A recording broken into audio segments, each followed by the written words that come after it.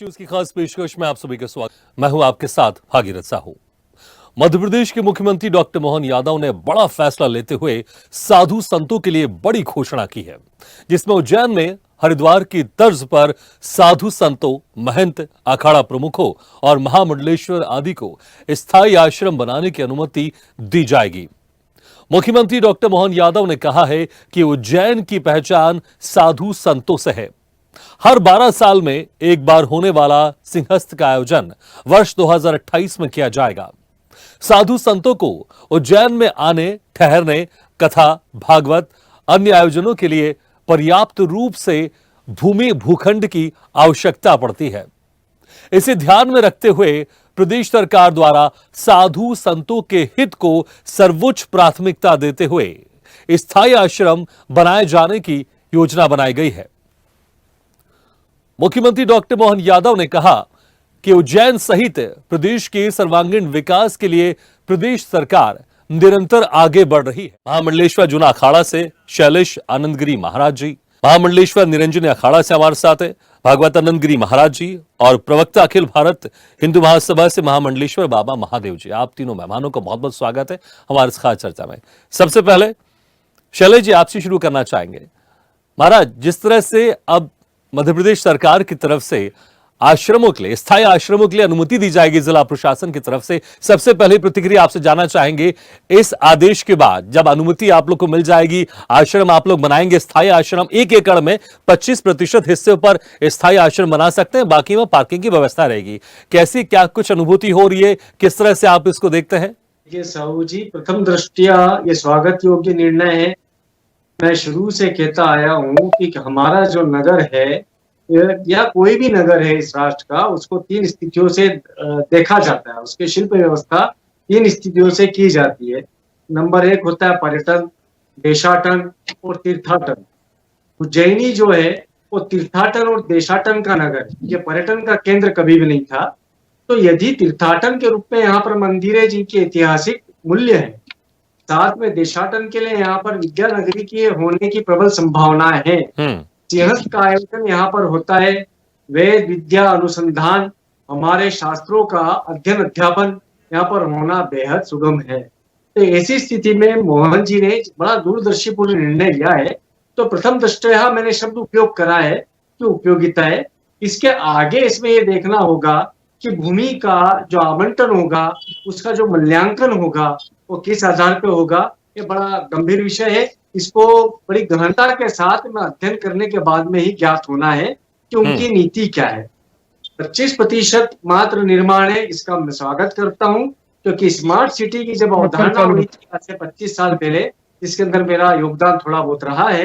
तो उस समय पर मेरा कहना था कि जो एग्रीकल्चरल लैंड है, जो कृषि की जो भूमि है, उसको ज्यादा से ज्यादा निर्माण से मुक्त रखा जाए, उसके ऊपर ही नए नगरों की बसावट हो, तभी हमारी सिटी स्मार्ट कहलाएगी। खुद का पानी, खुद की बिजली, खुद की अर्थव्यवस्था, खुद के उद्योग, खुद की सड़कें, यानी स्वावलंबिता, सेल्फ डिपेंडेंसी का एक अनुपम उदाहरण उज्जैनी दे सकता है संपूर्ण विश्व के समक्ष, सिर्फ भारत के नहीं, संपूर्ण विश्व के समक्ष। क्योंकि यहाँ पे जो राजा विक्रमादित्य की जो व्यवस्था थी सब, उसके अंदर उन्होंने देखिए जल के लिए सप्त सरोवरों का निर्माण किया था। शिप्रा के अंदर जहाज होकर के आते थे और हमारे व्यापार का केंद्र ये रहा, व्यापार विनिमय का केंद्र ये रहा। साथ में कालिदास की नगरी रही, जहां पर साहित्यिक उद्गम रहा, साहित्यिक मंथन रहा, और बड़ा वैश्विक स्तर का यहाँ से साहित्य निकल करके आया। तो मुझे जो लगता है, मोहन जी ने जिस समय पर विक्रम सम्मान की शुभारंभ करी थी मुख्यमंत्री जी ने, उस समय पर वो विद्यार्थी राजनीति में थे, मैं उनका कनिष्ठ था। उस समय पर ये बड़ा अच्छा लगा था कि कम से कम हमारे गौरव की पुनर्स्थापना के लिए कोई न कोई व्यक्ति पुनः हमारे साथ में कंधे से कंधा मिलाकर के खड़ा है और पुरजोर तरीके से कार्य कर रहा है। तो उनको मैं साधुवाद देता हूँ। बिल्कुल। महामंडलेश्वर बाबा महादेव जी, आप कैसे देखते हैं इस घोषणा को, कैसे आप देखते हैं जब अनुमति मिल जाएगी स्थायी आश्रम को लेकर, स्थायी आश्रम का निर्माण होगा सिंहस्थ में, किस तरह से इसका लाभ होगा, इसकी उपयोगिता होगी, और धार्मिक मान्यताओं के साथ धर्म के प्रचार प्रसार में और धर्म से अगर हम दृष्टिकोण से देखें तो कितना ये उपयोगिता साबित होगी, कितना लाभ होगा इससे? मैं समय पूर्ण गुरु बाबा शामर जी महाराज जी को प्रणाम करते हुए और मध्य प्रदेश सरकार के इस फैसले का बहुत बहुत स्वागत सम्मान करता हूं और बहुत उचित फैसला लिया है। और आज आवश्यकता है, क्योंकि काफी समय से जो वक्फ बोर्ड का उपद्रव रहा है और सारी की सारी संपत्ति। अब आदेश यहां पर दिया गया है, एक निर्णय लिया गया है कि स्थायी आश्रम का निर्माण अब साधु संत महामंडलेश्वर कर सकते हैं उज्जैन में, तो इससे कितना लाभ होगा? भागवतानंद गिरी महाराज जी, आप मेरी आवाज सुन सकते हैं? चलिए, लगता है कि हमारी आवाज उन तक नहीं पहुंच पा रही। शैलेश आनंद गिरी महाराज जी, अभी किस तरह की समस्याओं से यहां पर समस्याओं से जूझ रहे हैं साधु संत, और अभी जिस तरह से निर्णय लिया गया है, इससे कितना बदलाव देखने को मिलेगा इस निर्णय के बाद? क्योंकि अक्सर ही कहा जाता है, अक्सर ये भी मांग की जाती है साधु संतों की तरफ से, अगर आश्रम होंगे तो आश्रम के जरिए हम अपने धार्मिक अनुष्ठान भी कर सकते हैं और जो एक धर्म के प्रति एक चेतना होती है लोगों के अंदर, उसको जगा सकते हैं। तो अभी किस तरह की समस्याएं से ज्यादातर दो चार हाथ यहां पर होना पड़ता है, और अब इस आदेश के बाद, इस निर्णय के बाद किस तरह से चीजें बदलेंगी? देखिए, स्पष्ट है कि यदि मुझे यहाँ पर कोई आयोजन करना है, मैं उज्जैन से जूना अखाड़े का महामंडलेश्वर, मेरा आश्रम यहाँ से 90 किलोमीटर दूर आगर मालवा की पहाड़ियों में। उदाहरण के तौर पर यदि मेरे कोई शिष्य या कोई धार्मिक आयोजन मुझे उज्जैन में करना होता है, या तो मुझे किसी अन्य साधु संत के जो पुराने आश्रम है को किराए पे लेना होगा, या फिर कालिदास संकुल है उसमें जाना पड़ेगा, विक्रम कीर्ति मंदिर का सभागृह उसके अंदर जाना पड़ेगा, विश्वविद्यालय से अनुमति लेनी पड़ेगी। यदि हमें इस तरह से जमीन मिल जाती है तो हम जो विश्व के शांति के लिए भिन्न उपक्रम करते हैं, अनेक कार्यक्रम करते हैं, सब लोगों को हम देश में लेकर के आएंगे। उनका जो राजस्व व्यवस्था है, उनका जो ज्ञान हम प्रसार करना चाहते हैं, सनातन का प्रसार करना चाहते हैं, तो उज्जैन केंद्र है, इस केंद्र से हम कर पाएंगे तो निश्चय ही अच्छा रहेगा। दूसरा विषय ये है कि अब इसको दिखेगा, बड़े व्यापक दृष्टिकोण से सोचेगा। उन्होंने एक इशारा किया है मुख्यमंत्री जी ने, व्यापारिक नहीं होने दिया जाएगा।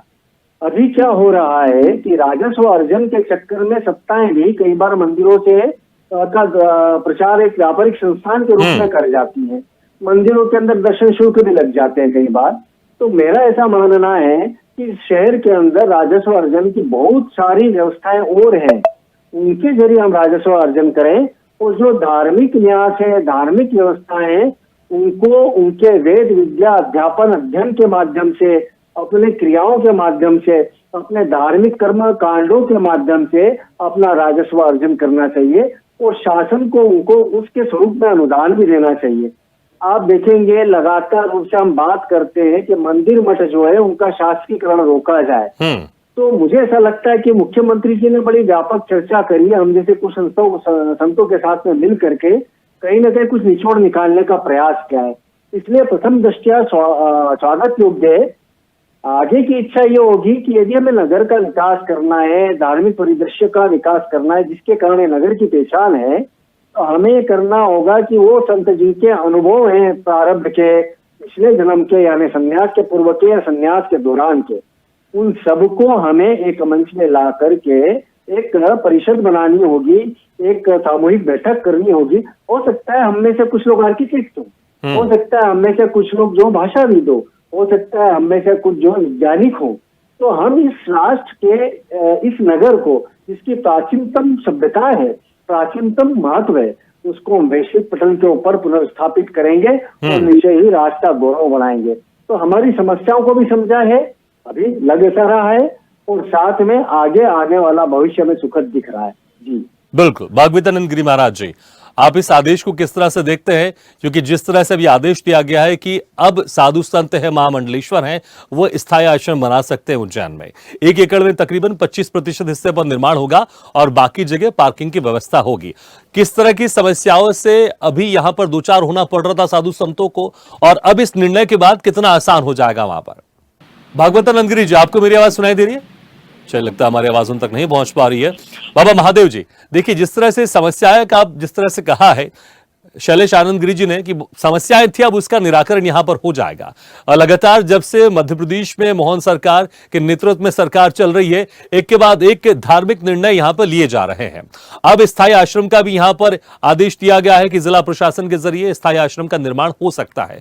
और क्या कुछ सरकार की तरफ से इस निर्णय के साथ उसमें एक संशोधन होना चाहिए, या फिर क्या और सुविधाएं आप लोग चाहते हैं कि सरकार ने जो आदेश निकाला है इसके साथ कुछ चीजें ध्यान रखना आवश्यकता है सरकार को, नहीं तो ये सिर्फ आदेश सिर्फ कागजों में ना रह जाए, इसका जमीनी स्तर पर अच्छे से पालन हो। इसके लिए क्या कुछ सरकार को ध्यान रखना होगा? सबसे बड़ी बात है, मां श्वेतोश्यामली के चरणों में ध्यान रखते हुए और प्रणाम करते हुए एक बात मैं कहता हूं कि आज जो समय जो हम देख रहे हैं, जो समय चल रहा है, सनातन के ऊपर एक भारी संकट के रूप में मैं देख रहा हूं। और क्योंकि धारा 30 से जो एक अनुच्छेद है, इसके अनुसार एक बहुत बड़ी समस्या सनातन को हो गई है कि हम अपने बच्चों को धार्मिक शिक्षा ही नहीं दे पा रहे हैं अपने शैक्षणिक संस्थानों में। और मुस्लिमों को हज के लिए सब्सिडी मिली और वक्फ बोर्ड है, लेकिन हिंदुत्व के लिए अभी तक कोई व्यवस्था ही नहीं हुआ। भयानक स्थिति पे पहुंच चुका है, जनसंख्या अनियंत्रित है और हिंदू हम दो हमारे दो के चक्कर में उलझा हुआ है। और जो बार बार पत्थरबाजी और बार बार लव जिहाद, लैंड जिहाद, एजुकेशन जिहाद, इस्लाम का जो बहुत बड़ा अतिक्रमण जो हो रहा है, थूक डालना भोजन में और यूरिन मिलाना, बहुत सारी समस्याएं। तो हम संतों को अपने लोगों को जागृत करने, उन्हें सही शिक्षा देने में, क्योंकि हम हिंसा के मतलब हिंसावादी नहीं है, लेकिन हाँ धर्म की रक्षा के लिए कुछ भी करना पड़े तो किया जाए, क्योंकि भगवान श्री कृष्ण ने कहा है। बिल्कुल महाराज, बिल्कुल बाबा महादेव जी, लेकिन अब जिस तरह से निर्णय दिया गया है, ये सिर्फ कागजों में ना रह जाए, जमीनी स्तर पर बेहतर तरीके से इसका पालन हो। सरकार को क्या कुछ ध्यान रखना चाहिए? एक बात, हाँ ये बात मैं बहुत इसका स्वागत सम्मान करता हूँ कि भाई तो पहली बात ये पहल होना जरूरी है, और पहल हो गया तो उस पर उसको क्रियान्वित कर गुरुकुल चला सकें। जैसे वहाँ मंदिर हो, यज्ञशाला का निर्माण हो, भागवत कथा एक तो किया जाए संतों द्वारा, और नए बच्चों को सिखाया जाए। और हमारे सनातन धर्म में वेदों का अध्ययन हो, संस्कृत का अध्ययन हो, रुद्राष्टाध्यायी का अध्ययन हो। जिससे उज्जैन एक धार्मिक नगरी है, यहाँ से और प्रचार प्रसार होगा धर्म का, इसमें कोई शक नहीं है। भागवत आनंद गिरी महाराज जी, आपको मेरी आवाज सुनाई दे रही है? जी भागवत आनंद गिरी महाराज जी, आप कैसे इस निर्णय को देखते हैं और इसका अनुपालन अच्छे से हो, जमीनी स्तर पर इससे अच्छे से जो एक यहाँ पर निर्णय दिया गया वो पूरी तरह से यहाँ पर इसका पालन हो? सरकार को किन बिंदुओं पर ध्यान देने की आवश्यकता है और क्या आप रिएक्ट करेंगे इस निर्णय पर? मैं आपके चैनल पर पधारे हुए सभी संतों को भगवान महाकाल की नगरी उज्जैन से प्रणाम करता हूँ, और आपके चैनल के सभी टीम को आशीर्वाद देता हूँ। आपने बहुत अच्छा विषय लिया है, और ये निर्णय जो है मुख्यमंत्री जी का, सरकार की तरफ से जो योजनाएं शुरू की जाती हैं या फिर घोषणाएं की जाती हैं, वो अक्सर कानूनी दांवपेच में और कागजों में उलझी रह जाती हैं। तो कैसे इसमें समस्या नहीं हो, जो एक निर्णय लिया गया वो निर्णय त्वरित लागू हो, इसके लिए सरकार को किन बिंदुओं पर ध्यान देना चाहिए? जी देखिए, मैं बड़ा तकनीकी बिंदु के तरह से आपको कुछ बातें बताता हूँ। उज्जैन का जो शहरी विकास है उज्जैन विकास प्राधिकरण से होता है। सिंहस्थ से संबंधित मामले सिंहस्थ विकास प्राधिकरण के होते हैं। अभी यहाँ पर थोड़ा सा कंफ्यूजन की स्थिति है कि स्मार्ट सिटी और सिंहस्थ विकास प्राधिकरण को एक मान लिया गया है, किंतु मैं महामल्लेश्वर जी महादेव जी का मैं एक बात को बड़े गंभीरता से सुन रहा था। मैं आपको एक बात बताना चाहता हूँ कि देखिए, सनातन आयोग यदि बन जाता है तो क्या होगा कि उसकी एक जुडिशरी पावर होगी साहू जी, और इस प्रकार की जो गतिविधियां होती है, चाहे वो शहर के विस्तार की हो, शहर के अंदर सनातन या धार्मिक स्थापनाओं की हो, तो जब इस्टेब्लिशमेंट का मैटर आता है तो ऐसी स्थिति में कोई कमीशन ही काम कर सकता है। तो मेरा ऐसा सुझाव रहेगा कि मध्य प्रदेश पूरे भारतवर्ष का प्रथम राज्य बने। मोहन जी से मेरा निवेदन है कि यहाँ पर सनातन आयोग की स्थापना करें। सनातन आयोग यदि स्थापित हो जाएगा तो उसके अंदर हमारे पास ज्ञान देने की, विस्तार करने की शक्तियां भी होगी, साथ में दंड देने की, पेनल्टी देने की भी सुविधाएं होगी। इस प्रकार की गतिविधियां इस देश के अंदर हमारे सनातन को आहत करने के लिए होती है। उसकी दंड व्यवस्था जो रहेगी, उसका प्रमुख सुझाव जो रहेगा वो जुडिशरी बॉडी के रूप में सनातन आयोग को आ जाएगा, और उस आयोग का प्रधान आप किसी बुद्धिजीवी, साधु, किसी महामंडलेश्वर, किसी आचार्य, यहाँ तक कि शंकराचार्य, किसी के भी अधीन कर दीजिए। तो क्या होगा कि जिनकी जो विषय वस्तु है आप इंजीनियरिंग की पैनल बनाते हैं तो एक्सपर्टाइज देते हैं एक इंजीनियर को। आप शिक्षा मंत्री किसी अनपढ़ को बना देंगे तो शिक्षा व्यवस्था के अंदर सलाहकारों के जरिए भी अच्छे से कार्य नहीं हो पाएगा। इसलिए बेहतर है कि जो जिस विषय की बातें चल रही हैं उस विषय के ही विशेषज्ञ को उसकी कमान दी जाए, उसकी संगठन क्षमता दी जाए। इस नगर का विकास जो है उसका एक शिल्प है। देखिए, प्रत्येक धार्मिक नगर का एक आर्किटेक्ट, एक वास्तु है। उस वास्तु को भंग करा गया बीच में। हमारी मांग पर फिर जब नई सरकार का गठन हुआ तो उसको ख्याल में रखा गया और उसके बाद में सुधार की व्यवस्थाएं भी लागू बिल्कुल। की चलिए, गई। हमें लगता है कि हमारे इस तो कार्यक्रम के माध्यम से आपकी आवाज सरकार तक पहुंचेगी और सरकार इस पर भी जरूर विचार विमर्श करेगी। बहुत बहुत शुक्रिया आपसे, मैं महाराज चुका।